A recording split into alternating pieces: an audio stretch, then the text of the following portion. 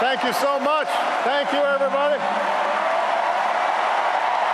Thank you. Thank you. Thank you so much, everybody. Thank you. Thank you. Thank you, everybody.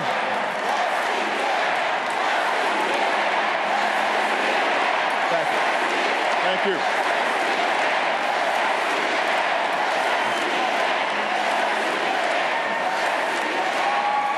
Thank you so much, everybody.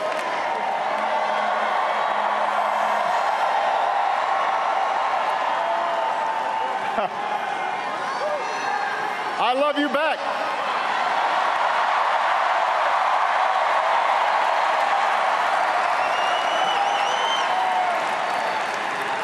Hello, America. Hello, Democrats.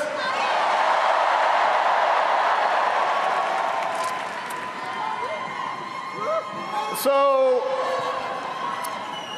12 years ago tonight, I addressed this convention for the very first time. You met my two little girls, Malia and Sasha, now two amazing young women who just fill me with pride. You fell for my brilliant wife and partner, Michelle.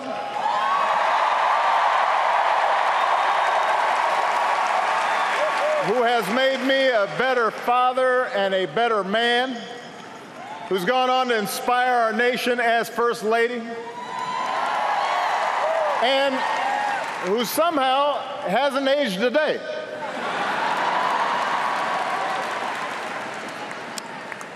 I know, the same cannot be said for me.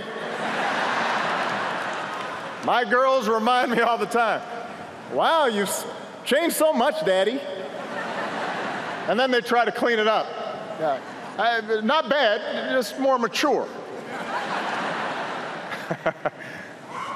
and it's true. I was so young that first time in Boston. And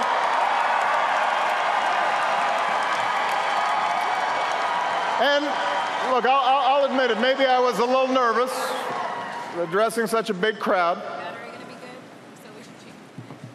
But I was filled with faith. Faith in America. The generous, big-hearted, hopeful country that made my story, that made all of our stories possible. They're not coming to you. Now, lots happened over the years. And while this nation has been tested by war, and it's been tested by recession, and all manner of challenges, I stand before you again tonight, after almost 2 terms as your president, to tell you I am more optimistic about the future of America than ever before.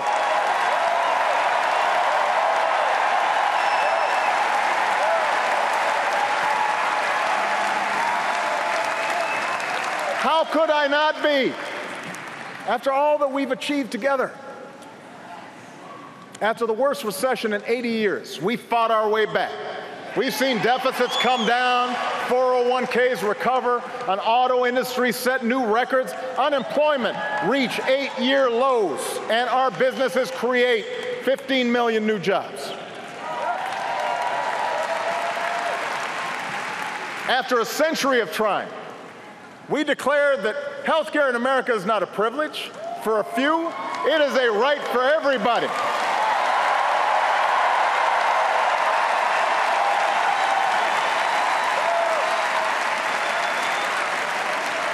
After decades of talk, we finally began to wean ourselves off foreign oil. We doubled our production of clean energy.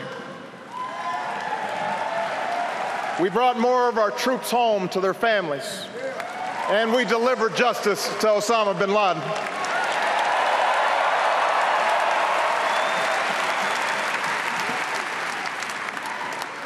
Through diplomacy, we shut down Iran's nuclear weapons program.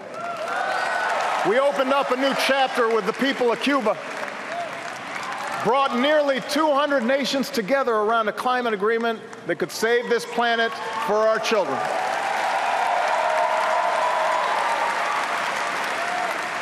We put policies in place to help students with loans, protect consumers from fraud, cut veterans' homelessness almost in half.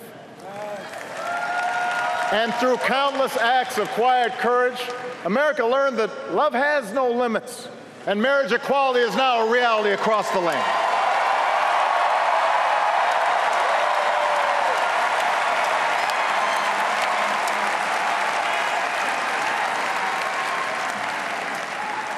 By so many measures, our country is stronger and more prosperous than it was when we started.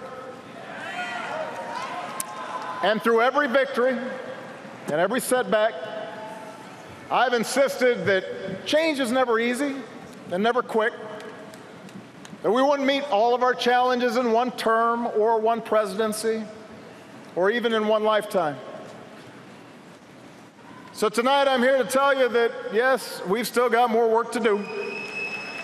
More work to do for every American still in need of a good job or a raise, paid leave or a decent retirement, for every child who needs a sturdier ladder out of poverty or world-class education, for everyone who has not yet felt the progress of these past 7.5 years.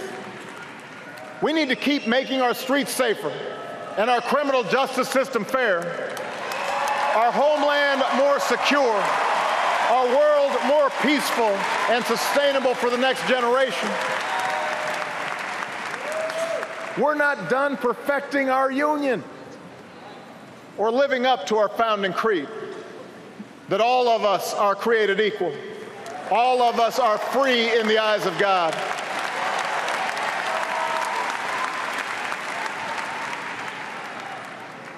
And that work involves a big choice this November. I think it's fair to say this is not your typical election. It's not just a choice between parties or policies, the usual debates between left and right. This is a more fundamental choice about who we are as a people and whether we stay true to this great American experiment in self-government. Look, we Democrats have always had plenty of differences with the Republican Party, and there's nothing wrong with that. It's precisely this contest of ideas that pushes our country forward.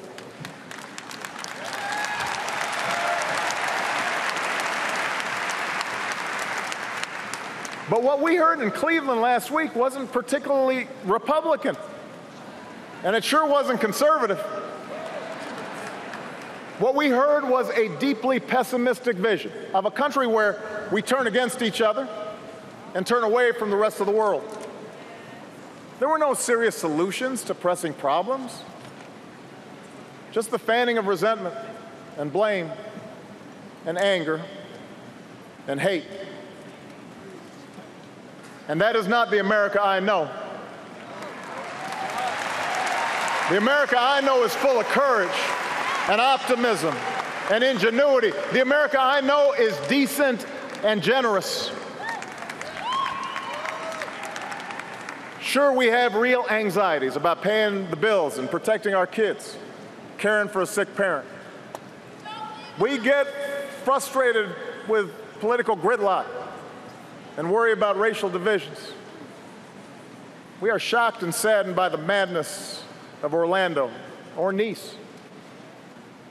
There are pockets of America that never recovered from factory closures. Men who took pride in hard work and providing for their families who now feel forgotten. Parents who wonder whether their kids will have the same opportunities that we had. All of that is real. We are challenged to do better, to be better. But as I've traveled this country, through all 50 states, as I've rejoiced with you and mourned with you, what I have also seen more than anything is what is right with America I see people working hard and starting businesses. I see people teaching kids and serving our country. I see engineers inventing stuff, doctors coming up with new cures. I see a younger generation full of energy and new ideas, not constrained by what is, ready to seize what ought to be.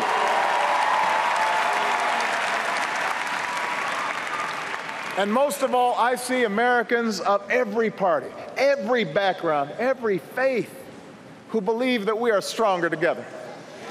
Black, white, Latino, Asian, Native American, young, old, gay, straight, men, women, folks with disabilities, all pledging allegiance under the same proud flag to this big, bold country that we love. That's what I see. That's the America I know. And there is only one candidate in this race who believes in that future, has devoted her life to that future, a mother and a grandmother who would do anything to help our children thrive, a leader with real plans to break down barriers and blast through glass ceilings and widen the circle of opportunity to every single American, the next president of the United States, Hillary Clinton.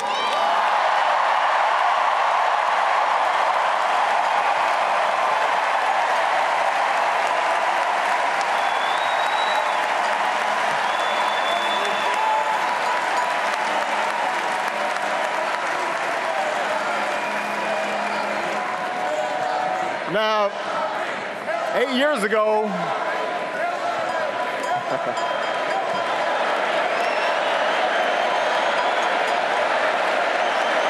that's right.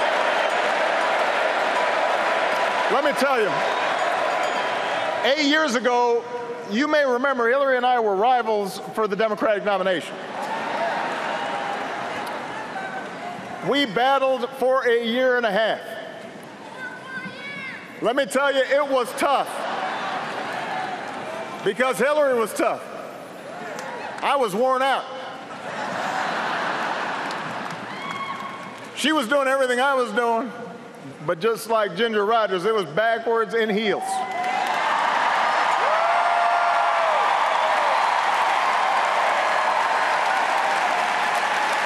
And every time I thought I might have the race won, Hillary just came back stronger. But after it was all over, I asked Hillary to join my team.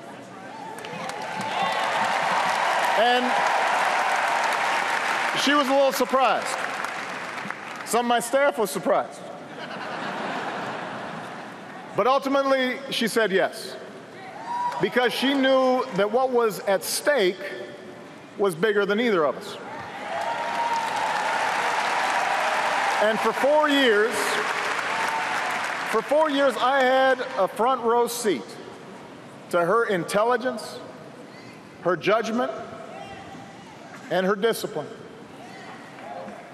I came to realize that her unbelievable work ethic wasn't for praise, it wasn't for attention, that she was in this for everyone who needs a champion.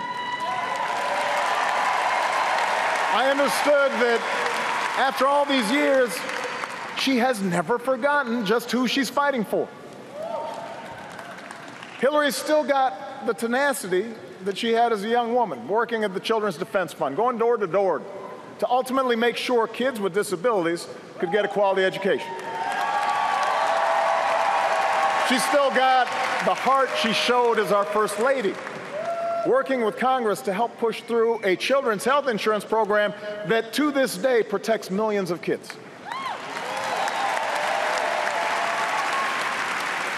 She's still seared with the memory of every American she met who lost loved ones on 9/11. Which is why, as a senator from New York, she fought so hard for funding to help first responders, to help the city rebuild. Why, as Secretary of State, she sat with me in the Situation Room and forcefully argued in favor of the mission that took out bin Laden.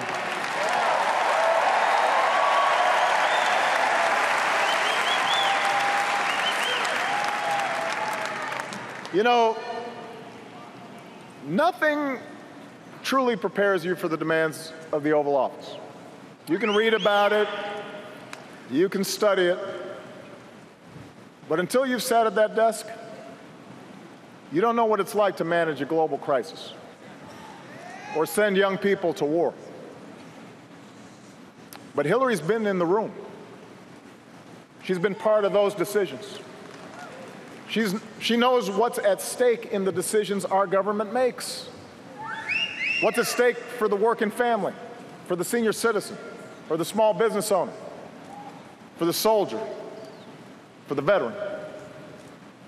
And even in the midst of crisis, she listens to people and she keeps her cool and she treats everybody with respect.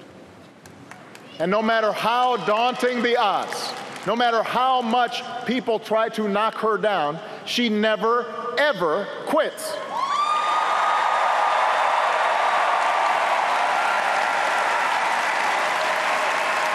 That is the Hillary I know. That's the Hillary I've come to admire. And that's why I can say with confidence, there has never been a man or a woman, not me, not Bill, nobody, more qualified than Hillary Clinton to serve as President of the United States of America.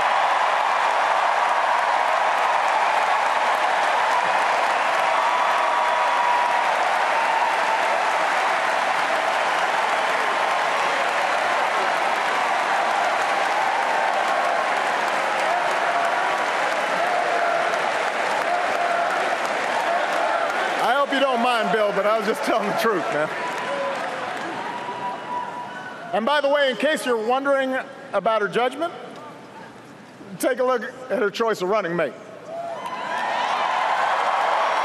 Tim Kaine is as good a man, as humble and as committed a public servant as anybody that I know. I know his family. I love Ann. I love their kids. He will be a great vice president. He will make Hillary a better president, just like my dear friend and brother Joe Biden has made me a better president.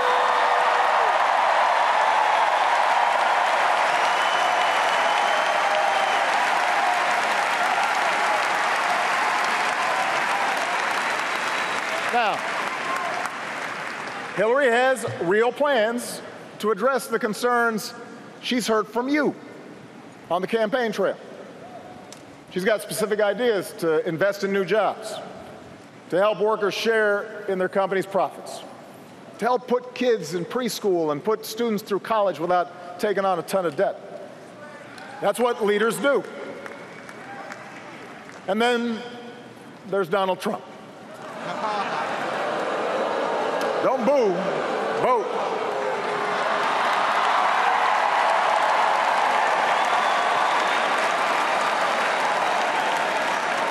Yeah, the Donald is not really a plans guy. He's not really a facts guy either. He calls himself a business guy, which is true, but I have to say I know plenty of businessmen and women who've achieved remarkable success without leaving a trail of lawsuits and unpaid workers and people feeling like they got cheated.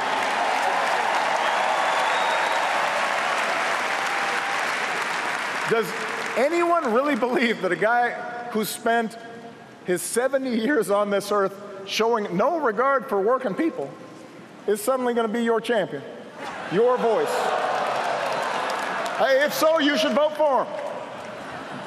But if you're someone who's truly concerned about paying your bills, if you're really concerned about pocketbook issues and seeing the economy grow and creating more opportunity for everybody, then the choice isn't even close. If you want someone with a lifelong track record of fighting for higher wages and better benefits and a fairer tax code and a bigger voice for workers and stronger regulations on Wall Street, then you should vote for Hillary Clinton.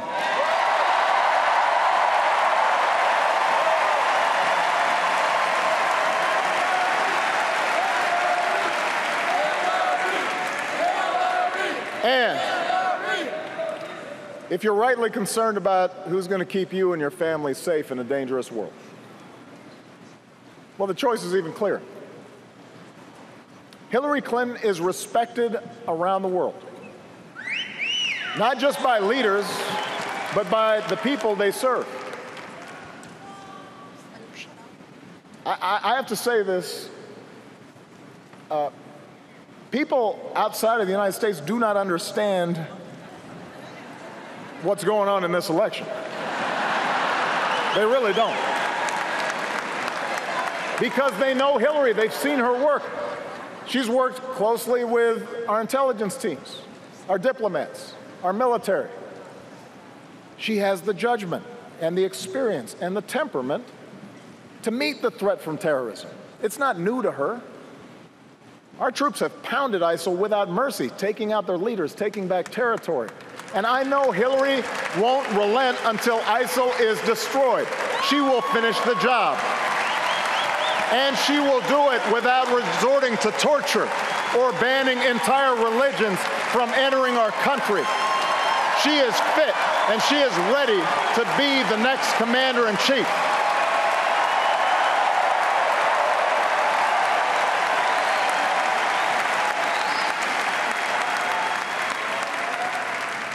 Meanwhile, Donald Trump calls our military a disaster.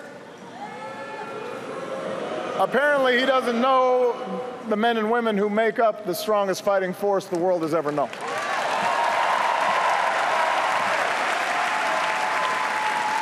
He suggests America is weak. He must not hear the billions of men and women and children from the Baltics to Burma who still look to America to be the light of freedom and dignity and human rights. He cozies up to Putin, praises Saddam Hussein, tells our NATO allies that stood by our side after 9/11 that they have to pay up if they want our protection. Well, America's promises do not come with a price tag. We meet our commitments. We bear our burdens. That's one of the reasons why almost every country on earth sees America as stronger and more respected today than they did 8 years ago when I took office.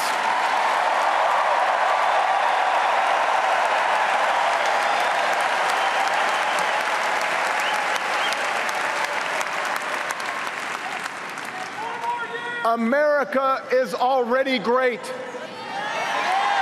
America is already strong. And I promise you, our strength, our greatness, does not depend on Donald Trump. In fact, it doesn't depend on any one person. And that, in the end, may be the biggest difference in this election. The meaning of our democracy.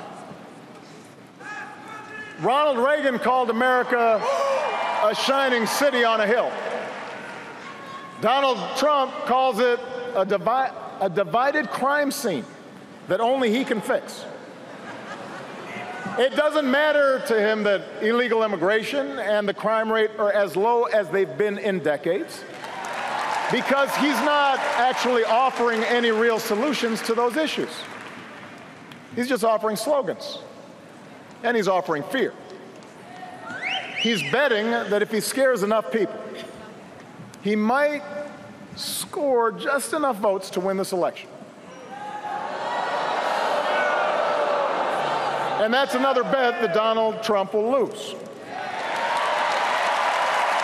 And the reason he'll lose it is because he's selling the American people short. We're not a fragile people. We're not a frightful people. Our power doesn't come from some self-declared savior promising that he alone can restore order as long as we do things his way. We don't look to be ruled. Our power comes from those immortal declarations first put to paper right here in Philadelphia all those years ago. We hold these truths to be self-evident, that all men are created equal, that we, the people, can form a more perfect union. That's who we are. That's our birthright, the capacity to shape our own destiny.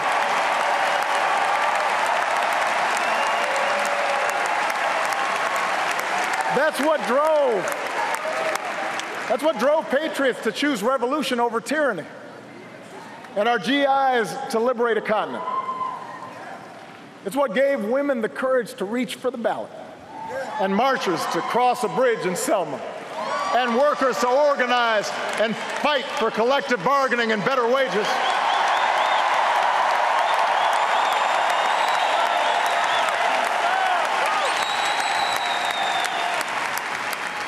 America's never been about what one person says he'll do for us. It's about what can be achieved by us together through the hard and slow and sometimes frustrating, but ultimately enduring work of self-government. And that's what Hillary Clinton understands. She knows that this is a big, diverse country. She has seen it. She's traveled. She's talked to folks. And she understands that most issues are rarely black and white. She understands that even when you're 100% right, getting things done requires compromise. That democracy doesn't work if we constantly demonize each other. She knows that for progress to happen, we have to listen to each other and see ourselves in each other and fight for our principles, but also fight to find common ground, no matter how elusive that may sometimes seem. Hillary knows we can work through racial divides in this country when we realize the worry black parents feel when their son leaves the house isn't so different than what a brave cop's family feels when he puts on the blue and goes to work. That we can honor police and treat every community fairly. We can do that.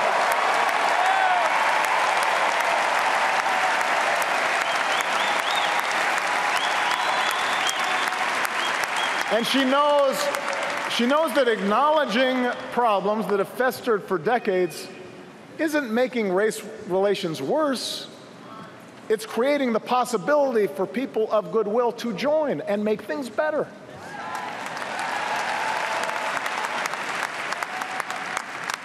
Hillary knows we can insist on a lawful and orderly immigration system while still seeing striving students and their toiling parents as loving families, not criminals or rapists.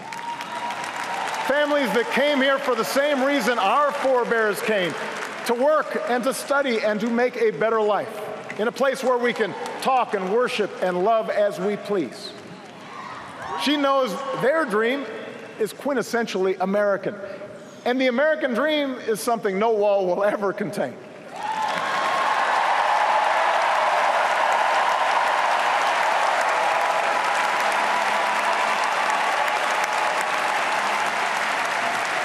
These are the things that Hillary knows.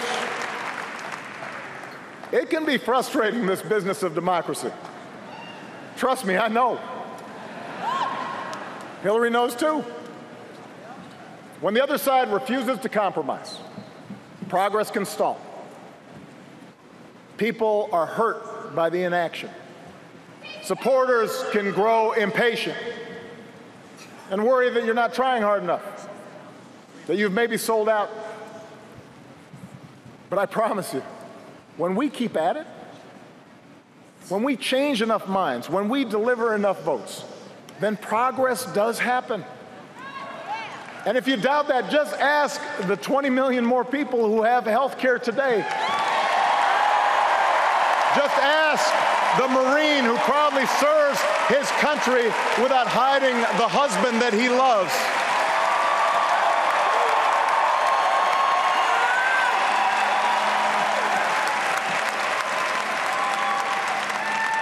Democracy works, America, but we gotta want it. Not just during an election year, but all the days in between.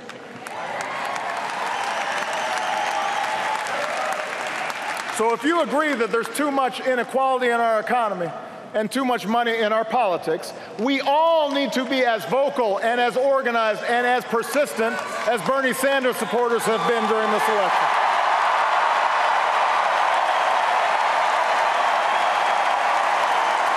We all need to get out and vote for Democrats up and down the ticket, and then hold them accountable until they get the job done.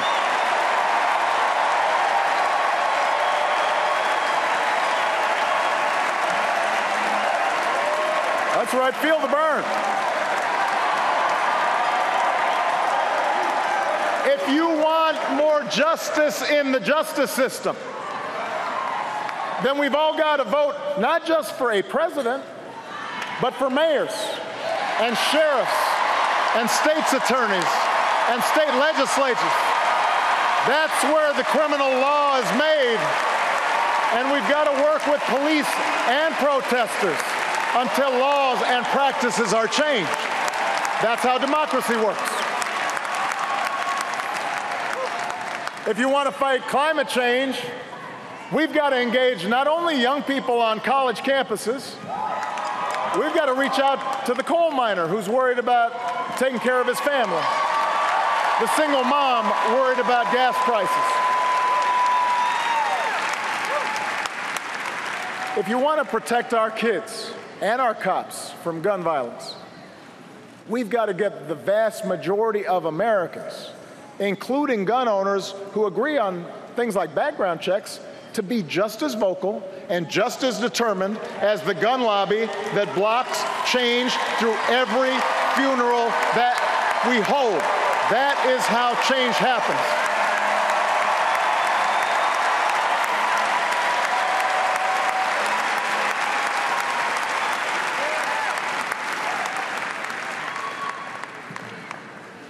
Look, Hillary's got her share of critics.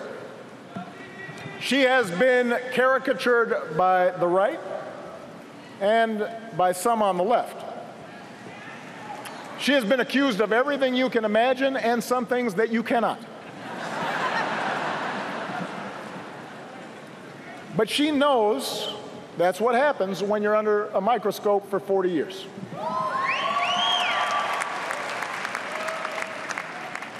She knows that sometimes during those 40 years she's made mistakes, just like I have, just like we all do.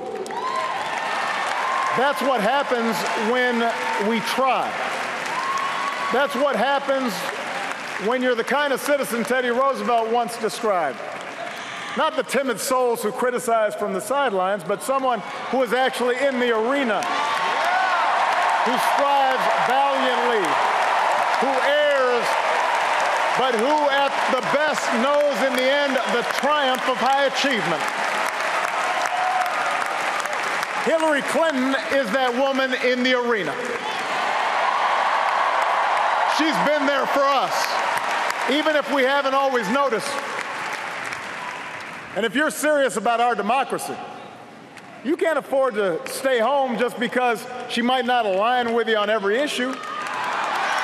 You've got to get in the arena with her, because democracy isn't a spectator sport. America isn't about, yes, he will. It's about, yes, we can. And we're going to carry Hillary to victory this fall because that's what the moment demands.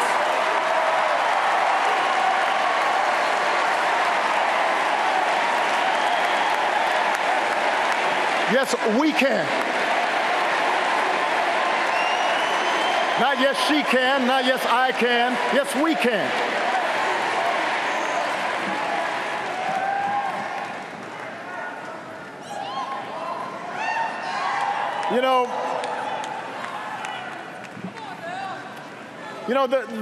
There's been a lot of talk in this campaign about what America has lost.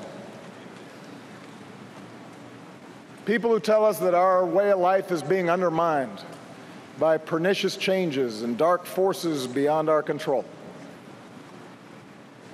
They tell voters there's a real America out there that must be restored. This isn't an idea, by the way, that started with Donald Trump. It's been peddled by politicians for a long time. probably from the start of our republic.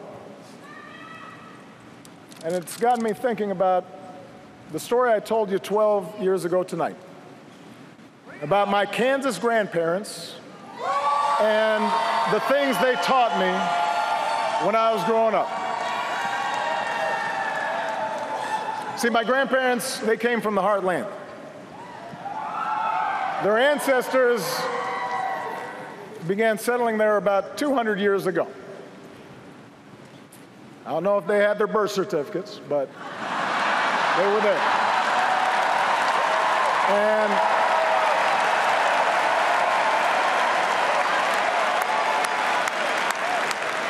they were Scotch-Irish mostly. Farmers, teachers, ranch hands, pharmacists, oil rig workers. Hardy, small-town folk. Some were Democrats, but a lot of them, maybe even most of them, were Republicans. Party of Lincoln. And my grandparents explained that folks in these parts, they didn't like show-offs. They didn't admire braggarts or bullies. They didn't respect mean-spiritedness or folks who were always looking for shortcuts in life. Instead, what they valued were traits like honesty and hard work, kindness, courtesy, humility, responsibility, helping each other out. That's what they believed in. True things. Things that last. The things we try to teach our kids. And what my grandparents understood was that these values weren't limited to Kansas. They weren't limited to small towns. These values could travel to Hawaii. They could travel even to the other side of the world, where my mother would end up working to help poor women get a better life, trying to apply those values. My grandparents knew these values weren't reserved for one race. They could be passed down to a half Kenyan grandson or a half Asian granddaughter. In fact, they were the same values Michelle's parents, the descendants of slaves, taught their own kids living in a bungalow on the south side of Chicago. They knew these values were exactly what drew immigrants here. And they believed that the children of those immigrants were just as American as their own. Whether they wore a cowboy hat or a yarmulke, a baseball cap or a hijab.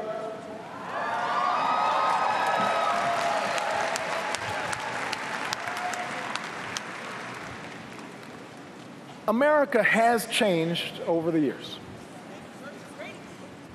But these values that my grandparents taught me, they haven't gone anywhere. They're as strong as ever. Still cherished by people of every party, every race, every faith. They live on in each of us. What makes us American, what makes us patriots, is what's in here. That's what matters. And that's why we can take the food and music and holidays and styles of other countries and blend it into something uniquely our own. That's why we can attract strivers and entrepreneurs from around the globe to build new factories and create new industries here. That's why our military can look the way it does. Every shade of humanity forged into common service. That's why anyone who threatens our values, whether fascists or communists or jihadists or homegrown demagogues, will always fail in the end.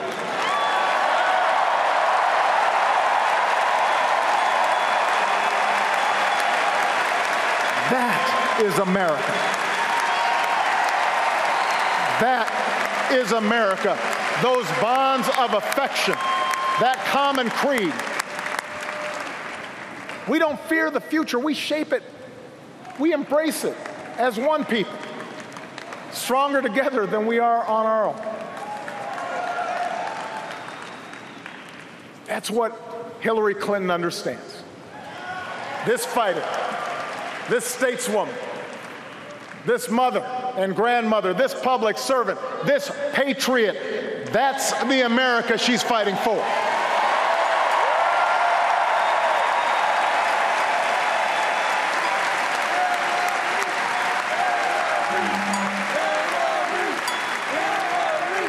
And that is why I have confidence, as I leave this stage tonight, that the Democratic Party is in good hands. My time in this office, it hasn't fixed everything. As much as we've done, there's still so much I want to do. But for all the tough lessons I've had to learn, for all the places where I've fallen short, I've told Hillary, and I'll tell you what's picked me back up every single time. It's been you, the American people. It's the letter I keep on my wall from a survivor in Ohio who twice almost lost everything to cancer, but urged me to keep fighting for health care reform, even when the battle seemed lost. Do not quit.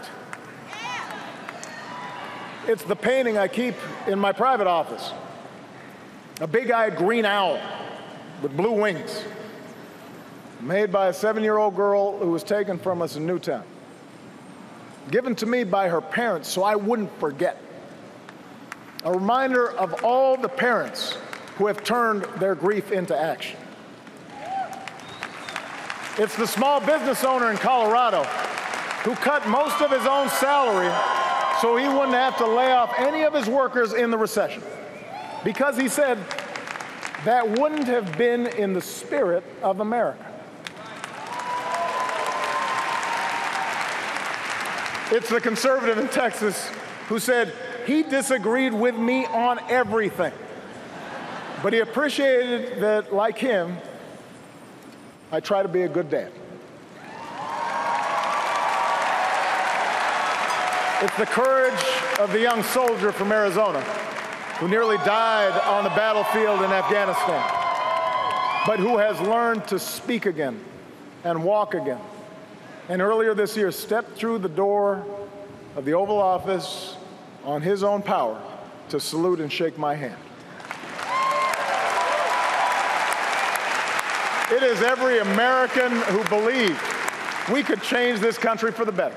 So many of you who'd never been involved in politics, who picked up phones and hit the streets and used the internet in amazing new ways that I didn't really understand but made change happen.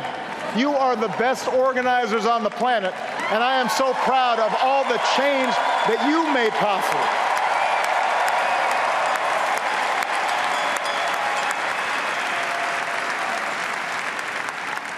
Time and again, you've picked me up. And I hope sometimes I picked you up too. And tonight, I ask you to do for Hillary Clinton what you did for me. I ask you to carry her the same way you carried me, because you're who I was talking about 12 years ago when I talked about hope.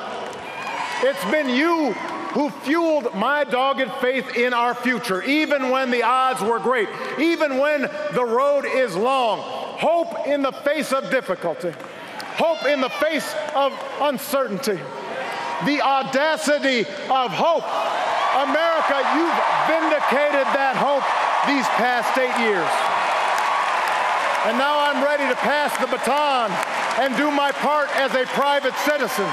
So this year, in this election, I'm asking you to join me to reject cynicism and reject fear, and to summon what is best in us to elect Hillary Clinton as the next president of the United States and show the world we still believe in the promise of this great nation. thank you for this incredible journey. Let's keep it going. God bless you. God bless the United States of America.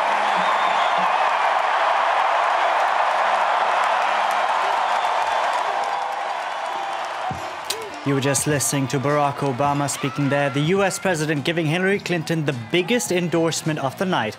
Obama used the speech to talk about his own record, and then, as expected, he took on the Republican Party, attacking Donald Trump for fanning resentment, blame, anger, and hate. Barack Obama said Hillary Clinton had real plans to blast through glass ceilings. He also said there has been nobody, no man or woman, more qualified for the country's top job. Joining